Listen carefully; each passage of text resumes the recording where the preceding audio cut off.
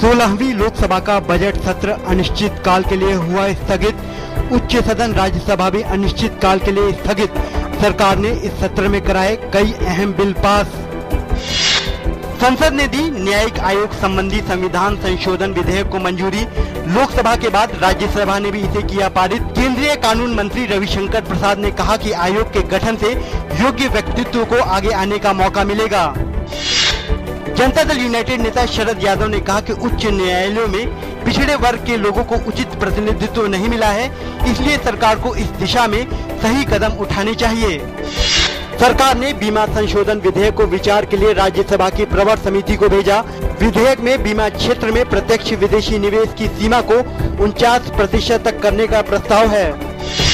नौवहन मंत्री नितिन गडकरी ने आज लोकसभा में बताया कि सरकार किसी भी हालत में राम सेतु को नहीं तोड़ेगी। उन्होंने कहा कि चूंकि यह मामला उच्चतम न्यायालय में विचाराधीन है, इसलिए इस पर कोई टिप्पणी नहीं की जा सकती। केंद्रीय मंत्री नितिन गडकरी ने आज लोकसभा में कहा कि राजमार्ग निर्माण की लागत निकल जाने के बाद टोल टैक्स वसूली की प्रक्रिया रोक दी जाएगी। उन्होंने कहा कि कंपनी राजमार्ग का पूरा निर्माण किए बिना टोल टैक्स वसूल नहीं सकती।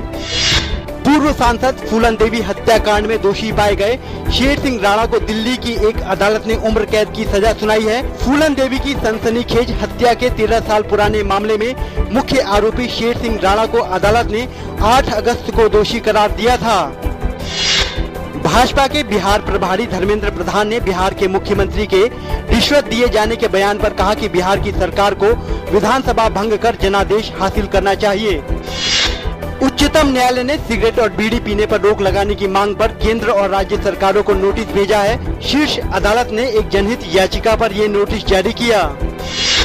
उच्चतम न्यायालय ने सहारा समूह प्रमुख सुब्रत राय को अपनी विदेशी संपत्तियों को बेचने के लिए चल रही बातचीत को पूरा करने के लिए 15 दिन की और मोहलत दी है। सहारा ने न्यायालय को सूचित किया कि विदेशी खरीदारों के साथ उनकी बातचीत अंतिम दौर में चल रही है।